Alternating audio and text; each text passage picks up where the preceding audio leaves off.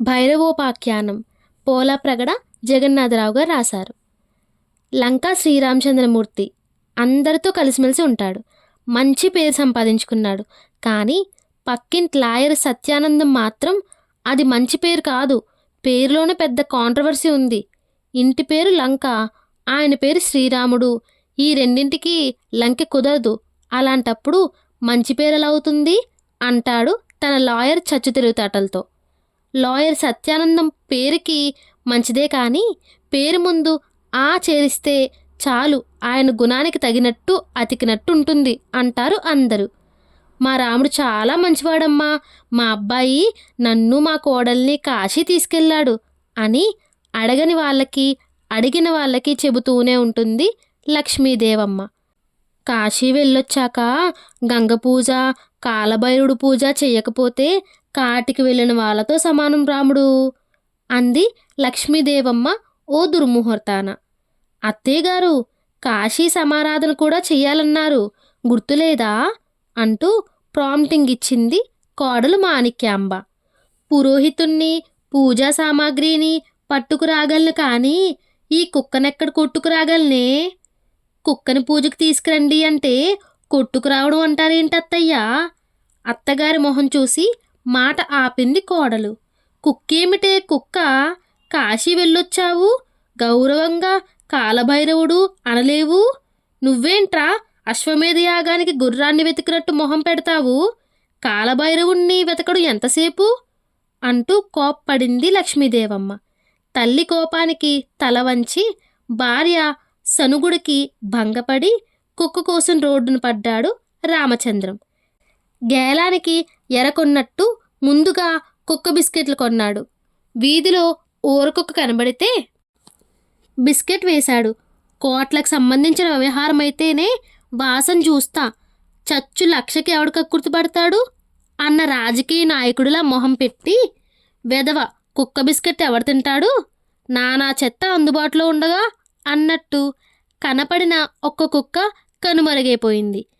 కిక్కీ కిక్కీ కుక్కను తీసుకురావడంతో ఇంత గందరగోళం ఉంటుందనుకోలేదు.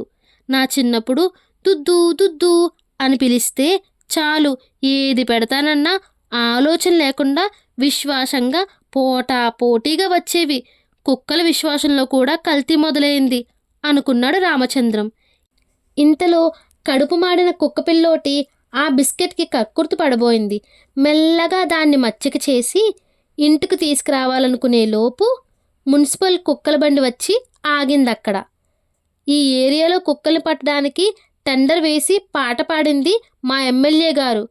ఆరికే టెండర్ పెడదామనుకుంటున్నావా? ఏ పార్టీ మీది? మీ లీడర్ ఎవరు?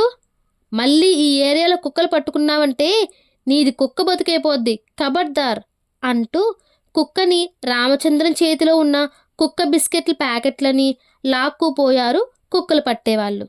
గుడ్డిలో మెల్ల నన్ను ఎక్కించలేదు ఆ వ్యాన్ అనుకుంటూ విచారంగా బ్యాక్గ్రౌండ్ పాట లేకుండా వెడుతున్న రామచంద్రానికి కాలికి గాయమై దాన్ని నాకుతూ చెట్టు కింద పడుకున్న కుక్క కనిపించింది. అంగవికలమైన కుక్క పూజకు పనికొస్తుందా? డౌట్ వచ్చింది. అంగవైకల్యం గల రాజుగారిని ఆటవీకులు అమ్మవారికి బలియకుండా వదిలేసిన కథ గుర్తుకొచ్చింది. కాలుకి దెబ్బ అంతేగా, కాలుందిగా అనుకుంటూ ఎండ కాలుతున్నా తన ఆలోచనలకి తనే కూల్ కూల్ అనుకుంటూ సెల్ఫ్ సజెషన్ ఇచ్చుకుంటూ చెట్టు నీడకు ఆ ఏద కుక్క దగ్గరికి వెళ్ళాడు. ఎండలో కుక్కలా తిరుగుతున్న ఆయన్ని చూసి జాలిపడింది విశ్వాసం ఇంకా మిగిలి ఉన్న ఆ కుక్క. ఇంతలో చాలా థ్యాంక్స్ అండి, ఇక్కడో కుక్క దెబ్బ తగిలి బాధపడుతుందని మాకు ఫోన్ చేసినందుకు అంటూ కుక్కని బ్లూ కార్లో ఎక్కించుకుని పోయారు బ్లూ క్రాస్ సొసైటీ వాళ్ళు. ఎవరో ఫోన్ చేస్తే నేను అనుకున్నారు, నయమే ఆ కుక్కను కొట్టింది నేనే అనుకుంటే నన్ను కొట్టేవారు. అమ్మో ఇక్కడ ఉండడం అంత శ్రేయస్కరం కాదు అనుకుంటూ స్ట్రైక్లో పాల్గొని 1వ తారీఖున జీతం రాని గుమస్తాల వెర్రి మొహం పెట్టి ఇంటికెళ్ళాడు రామచంద్రుడు. కాలభైరవుడేడి అన్న అమ్మ మాటకి మున్సిపాలిటీ వాళ్ళకి భయపడి రోడ్డు మీద తిరగడం లేదే అన్నాడు జాలిగా రామచంద్రం. పోనీ పక్కింటి లాయర్ సత్యానందం గారిని అడక్కపోయారా? వాళ్లకు వాళ్ళ కాలభైరవుణ్ణి పూజకివ్వమని. ఆయనకి యాక్సిడెంట్ అయ్యి హాస్పిటల్లో ఉంటే మనం ఎంత సాయం చేశాం అంది మాణిక్యాంబ. చేసిన ఉపకారం మర్చిపోకుండా గుర్తు చేసిన మాటలకి తనకి ధైర్యం ఉందని గుర్తొచ్చి లాయర్ సత్యానందం ఇంటికి వెళ్ళబోయి ఇంతకు ముందు జరిగింది గుర్తుకొచ్చింది. ఎదురింటి వాళ్ళ రోడ్డు మీద చెత్త పోస్తున్నారు. డస్ట్బిన్లో పోయకుండా కాలనీ కమిటీ వాళ్ళకి రిపోర్ట్ చేద్దాం రండి సత్యానందం గారు అంటే, రామచంద్రం గారు వాళ్ళు మీ ఇంట్లో పోయటం లేదు, మా ఇంటి ముందు పోయటం లేదు, మనకెందుకు వచ్చిన గొడవ, ఏదైనా కేస్ టేకప్ చేస్తే లాభం ఉండాలి అన్న సత్యానందం మాటలు గుర్తొచ్చి కాలు వెనక్కి పడింది. కానీ రెండో కాలు ముందడుగు వేయడంతో తమాయించుకోలేక తప్పనిసరి అయ్యి సత్యానందం ఇంటికేసి కదిలాడు. విషయం విని 1,00,000 కండిషన్స్ పెట్టి వాళ్ళ కుక్కపిల్ల స్వీటీని రామచంద్రంతో పాటు పూజకి యాగ సంరక్షణార్థం పంపుతున్నా అన్న ఫోజు పెట్టాడు సత్యానందం. లైన్లో ఉంచోకుండా రేషన్ షాప్ నుంచి కిరసనాయిల్ కోటా కంటే ఎక్కువ తెచ్చినంత ఆనందంగా కుక్కని తీసుకుని ఇంటికొచ్చాడు రామచంద్రం. చకచకా పూజ ఏర్పాట్లు పూర్తయ్యాయి. టేప్ రికార్డులో మంగళ వాయిద్యాలు మోగాయి. పూజ మొదలైంది. స్వీటీకి మంగళ స్నానం చేయించాలన్నాడు పురోహితుడు. దానికి చన్నీళ్ళు పడో అన్న సత్యానందం మాట గంభీరంగా వినబడింది. తప్పనిసరి అయ్యి వేడి నీళ్లతో దానికి తలంటాడు పాట పాడుతూ. ఏదో ఒక పాట పాడినదే మా స్వీటీ బొబ్బలు పోయించుకోదు అన్నమాట బ్యాక్గ్రౌండ్లో వినిపించింది. స్వీటీ నుదుట కుంకుమ పెట్టబోయాడు పురోహితుడు. తనని ఏదో చేయబోతున్నారన్న అనుమానం వచ్చి ముందు జాగ్రత్త చర్యగా ఆయన వేలెట్టుకోబోయింది. పంతులుగారి పంచె తడిసి పొడి పంచె లేనందువల్ల తడి పంచె ఆరే వరకు తప్పనిసరి పూజ ఆగింది. ముగ్గేసి కలశం పెట్టి ముగ్గులో కూర్చోబెట్టండి కాలభైరవుణ్ణి అంటూ పురోహితుడు ఆమడ దూరం నుంచి మంత్రాలు చదవడం మొదలుపెట్టాడు. పంచానుభవం వల్ల స్వీటీకి ఇంగ్లీష్లో చెబితే కానీ కూర్చోడు నుంచోడు అన్న విషయం ముందే తెలుసుకున్నాడు. కాబట్టి ముగ్గులో ముందర తను కూర్చొని చూపిస్తూ సిట్ సిట్ అంటూ డాన్స్ డైరెక్టర్ అసిస్టెంట్లా ఒళ్ళు హోనం చేసుకున్నాడు రామచంద్రం. కళ్ళు మండకుండా తలంటు పోసాడన్న విశ్వాసంతో తలొంచుకొని పెళ్లి కూతుర్లా ముగ్గులోకి దిగింది స్వీటీ. అందరూ చప్పట్లు కొట్టారు. అనవసరమైన చోట తను చెప్పని చోట చప్పట్లు కొడితే కంగారు పడి ఉపన్యాసం మానేసిన యువ రాజకీయ నాయకుడిలా చప్పున అక్కడి నుంచి లేచి వెళ్ళిపోయింది స్వీటీ. మళ్ళీ బతిమాలి బామాలి అక్షరాభ్యాసానికి కొడుకును ఒళ్ళో కూర్చోబెట్టుకున్నట్టు స్వీటీని ఒళ్ళో పెట్టుకుని కూర్చున్నాడు రామచంద్రుడు. స్వీటీ మెల్లో గారెల దండ వేశారు. 14 గారెలు చాలన్నాడు పురోహితుడు. కాదు 21 ఉండాలి, మా తూర్పుగోదావరి జిల్లాలో అదే పద్ధతి అంది లక్ష్మీదేవమ్మ ఘనాపాటి కూతుర్లా. పూజ చేయించుకునే వాళ్ళ ప్రాంతాన్ని బట్టి కాదు, చెప్పేవాళ్ళ మంత్రాన్ని బట్టి చెయ్యాలి అని శాస్త్రం నిష్కర్షగా కర్కశంగా చెప్తోంది అన్నాడు పురోహితుడు. టీవీ ఛానల్స్లో అభిప్రాయ వేదికలో ఒకరి మాట ఒకరు వినకుండా అభిప్రాయాలు చెప్పుకుంటూ అరిచినట్టుగా వాళ్ళిద్దరూ శాస్త్రీయ చర్చ మొదలుపెట్టారు. తమకున్న అశాస్త్రీయ పరిజ్ఞానంతో ఈ గొడవలో ఆకలేసిన స్వీటీ దండేశారు.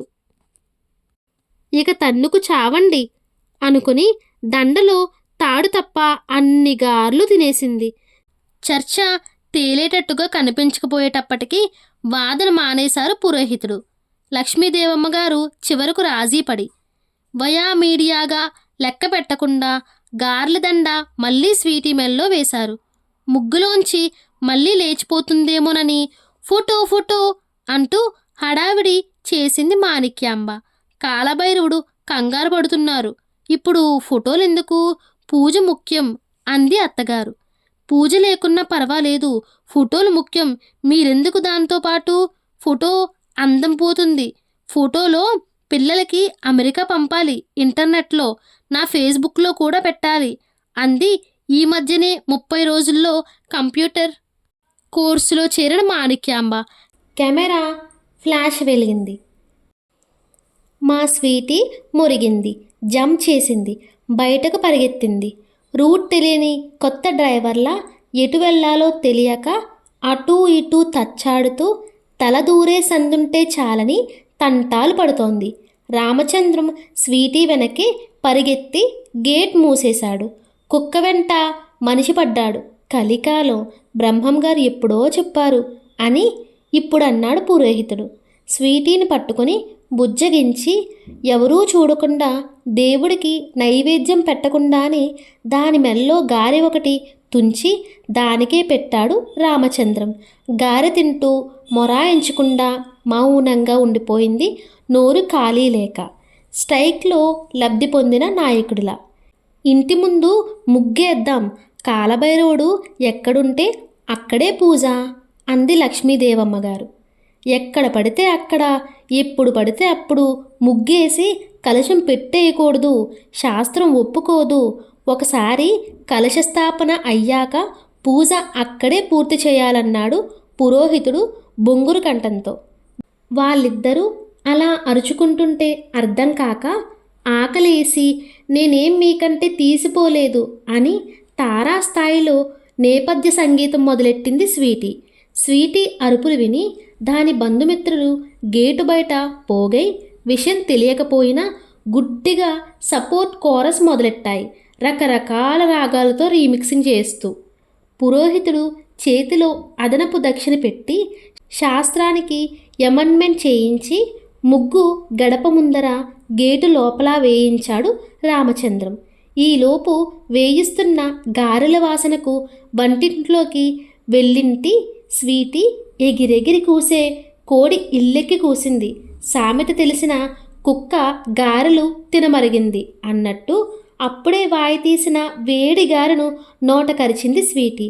వేడికి మూతి కాలి గారెను పల్లెల్లోనే పడేసింది తెనాలి రామలింగడు పిల్లి పిల్లల. ఈ హడావిడికి వంటింట్లోకి వచ్చిన కోడలు మాణిక్యాంబ వంటావిడితో వాగ్వివాదానికి దిగింది. కుక్క ఎంగిలి పూజకు పనికిరాదంది కోడలు. మినప్పప్పు రేటు పెరిగింది, ఒక్క గారి కోసం అన్నీ పారేసుకుంటామా? అది ఎంగిల్ చేసిన ఆ ఒక్కగారి తీసి పారేయండమ్మా అంది రహస్యంగా వంటావిడ. వాళ్ళిద్దరూ జుగల్బందీ ప్రోగ్రాం విని విషయం తెలుసుకొని బేసిన్లో ఉన్న గార్లని గేటు బయట అరుస్తున్న వాటికి పాడేశాడు రామచంద్రమూర్తి. వాటిని నోట కరుచుకుంటూ కుక్కో ఆడాయి కుక్కలు. అందిన గారెలతో 2-3 కుక్కలు పరిగెట్టాయి. మిగిలిన కుక్కలకి అందకుండా పురోహితుడికి పూజ చేసిన వాళ్ళకి ప్రసాదంగా ఒక్క గారె ముక్క కూడా మిగలకుండానే గంగ పూజ కూడా ఏదో పూర్తి అయిందనిపించాడు. స్వీటీని పువ్వుల్ని తీసుకెళ్ళి లాయర్ సత్యానందం చేతుల్లో పెట్టి హమ్మయ్య అనుకుని గుర్రు పెట్టి నిద్రపోయాడు చాలా రోజుల తర్వాత రామచంద్రం. టపా టపా తలుపు బాదుతుంటే పాలవాడు అనుకొని నిద్ర కళ్ళతో నీకు బుద్ధుందా అంటూ ఇంకా ఏదో అనబోయి సత్యానందాన్ని ఆయన చేతుల్లో స్వీటీని చూసి పొద్దుటే ఈ దర్శనం ఎక్కడికి దారితీస్తుందో అని నోరు మూసుకున్నాడు రామచంద్రం. స్వీటీని తీసుకెళ్లేటప్పుడే చెప్పాను దాన్ని జాగ్రత్తగా ఆరోగ్యంగా తిరిగి ఇవ్వాలని. కానీ మీరు చేసిందేమిటి? దానికి అడ్డమైన గడ్డి పెట్టారు. అది అరాయించుకోలేక మోషన్స్ పట్టుకున్నాయి. రాత్రి తెల్లవార్లు గచ్చుని స్వీటీని డెటాల్ వేసి కడగలేక ఇంటిల్లపాది జాగారం చేసి చచ్చాం. దాని ఆరోగ్యం బాగు చేసి ఇచ్చే పూచి మీదే.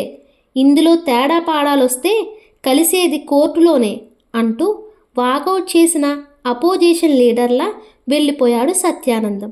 మీరు స్వీటీని తీసుకొని తొందరగా హాస్పిటల్కి వెళ్ళండి. అది ఆపుకోలేకపోతే కడగలేక నేను చావాలా? అసలే ఈవేళ కుళాయి కూడా రాలేదు అంది మాణిక్యాంబ. వెటర్నరీ డాక్టర్ స్వీటీ జబ్బు వివరాలు కనుక్కొని వరుసగా వారం రోజులు తీసుకురావాలి అంటూ ఇంజెక్షన్ ఇచ్చాడు స్వీటీకి. నమ్మకంగా తీసుకొచ్చి విశ్వాసం లేకుండా సూదిమందు ఇప్పిస్తావా అంటూ కుయ్యో ముర్రో అంది స్వీటీ. మరునాడు హాస్పిటల్ దగ్గర రామచంద్రం స్నేహితుడు పత్రికా విలేకరి పరమేశ్వరం కనబడ్డాడు. ఏమిటి మీ కుక్క జబ్బు అని అడిగాడు. వడదెబ్బ, సమ్మర్ రాకుండానే. ఇది వేసవి దెబ్బ కాదు, వేడి గారెల దెబ్బ అంటూ నారదుడు శౌనకాది మునులకి వ్రత విధానం చెప్పినంత వివరంగా కాలభైరవుడి పూజ గురించి చెప్పాడు. దీని వెనుక ఇంత విషాదం ఉందన్నమాట. ఇది ఏమైనా కుక్క, బాగుంది అంటూ తన సెల్ ఫోన్లో ఫోటో తీశాడు.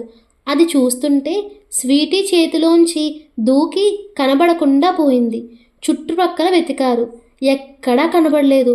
పొరపాటున అలవాటు కొద్దీ సొంత ఇంటికి వెళ్ళిందేమో అని సత్యానందం ఇంటికి వెళ్ళి స్వీటీ తప్పిపోయిందని అనవసరంగా చెప్పాడు. తలారి చేతికి ఉరితాడు తనే ఇచ్చినట్టయింది. 24 గంటల్లో స్వీటీ మా ఇంట్లో లేకపోతే నిన్ను కుక్క గొలుసు పెట్టి కట్టేసి మా గుమ్మంలో కాపలాగా కూర్చోబెడతా, కబడ్దార్ అన్నాడు సత్యానందం. పత్రికా విలేకరి పరమేశ్వరానికి వివరాలు చెప్పి పేపర్లో ప్రకటన వెయ్యమని చెప్పి ఓ 1000 రూపాయలు చేతిలో పెట్టాడు రామచంద్రం. మరునాడు పేపర్లో తప్పిపోయింది అన్న హెడ్డింగ్ కింద రామచంద్రం స్వీటీని ఎత్తుకున్న ఫోటో పడింది. దాని కింద కుక్క ఆచూకీ చెప్పిన వాళ్ళకి 1116 బహుమతి అని కూడా ఉంది. బహుమతి విషయం నే చెప్పలేదా అని తడుముకున్నాడు రామచంద్రం. ప్రకటన చూసిన సత్యానందం పళ్ళు టపటపలాడించాడు. రామచంద్రం, తప్పిపోయింది నీ బాబుగారి కుక్క అనుకున్నావా? నా పేరెక్కడా? నా ఫోటో ఏది? మోసం, దగ, ఈ పాయింట్తో నీ మీద ఇంకో కేసు పెడతా, కోర్టుకి ఈడుస్తా అంటూ చిందులు తొక్కాడు. ఏకవచనంతో సంబోధించేసరికి ఏడుపు దిగమింగుకుంటూ కుక్కను వెతుకుతూ రోడ్డును పడ్డాడు రామచంద్రుడు. ఓ మంచి రోజున వెటర్నరీ హాస్పిటల్ వెనుక కాకా హోటల్లో గారెలు తింటూ కనబడింది స్వీటీ. హోటల్ వారికి విషయం చెప్పి పేపర్లో ప్రకటన చూపించి స్వీటీని ఇవ్వమన్నాడు. వాళ్ళు బహుమతి ఇవ్వమన్నారు. మీరు నాకు ఫోన్ చేయలేదు, నేనే నా స్వీటీని కనిపెట్టాను. ఇంకా నయం, మీరే కన్నారనలేదు. ఓ పని చేయండి, మీ ఫోన్ నెంబర్ ఇచ్చి వెళ్ళండి, మేము ఫోన్ చేస్తాం, అప్పుడొచ్చి డబ్బిచ్చి మీ కుక్కను పట్టుకెళ్ళండి అన్నాడు హోటల్ ఓనర్ లా పాయింట్ లాగుతూ. బతిమాలి బేరమాడి తన విషాదగాథ చెప్పి స్వీటీ తిన్న తిండికి డబ్బులు కట్టి నేరుగా సత్యానందం ఇంటికెళ్ళి స్వీటీని అప్పగించాడు. ఏటీఎంలో డబ్బులు డ్రా చేయడానికి వెళ్ళి పిన్ కోడ్ మర్చిపోయినట్టు మొహం పెట్టాడు సత్యానందం స్వీటీని చూసి. ఇది నా స్వీటీ కాదు, ఆరోగ్యంగా అందంగా ముద్దుగా ఉండేది అది. దీనికి జుట్టు ఊడిపోయింది, అసహ్యంగా తయారైంది. దీన్ని మీరే ఉంచుకోండి.